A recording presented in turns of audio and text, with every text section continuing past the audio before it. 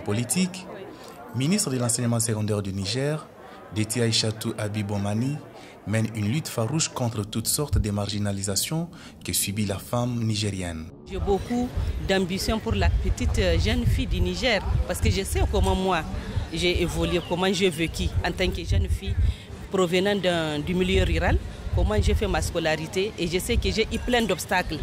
Les mêmes obstacles encore qui persistent et qui empêchent à la jeune fille d'avoir une meilleure scolarité.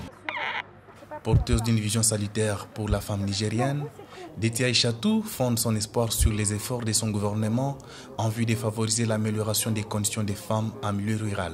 Et je suis vraiment l'ambassadrice, si je peux dire, de ma région et du Niger entier, n'est-ce pas, pour encourager les jeunes filles à être à l'école et à poursuivre.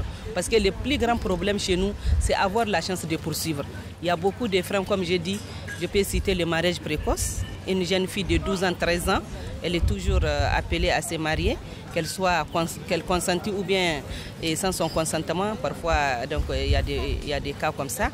Et nous sommes là, comme nous avons pu échapper, si je peux dire ainsi, on a échappé justement à ces mariages précoces et à plusieurs obstacles, à revenir sensibiliser nos enfants, nos sœurs, pour qu'elles puissent aussi avoir la même chance que nous ou même mieux que nous.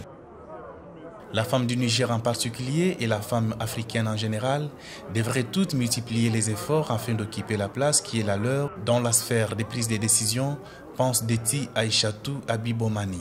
Il faut qu'on donne la chance aux jeunes filles, n'est-ce pas, d'être à l'école, d'être maintenues ou avoir une alternative pour celles qui n'ont pas eu la chance d'aller à l'école. Je voudrais remercier la FD qui m'a invitée. Donc j'ai eu le privilège d'être justement participante à ce forum grâce à cette invitation. C'est le lieu de les remercier et de les encourager parce qu'ils sont partie prenante dans la mise en œuvre du programme sectoriel de l'éducation et de la formation du Niger.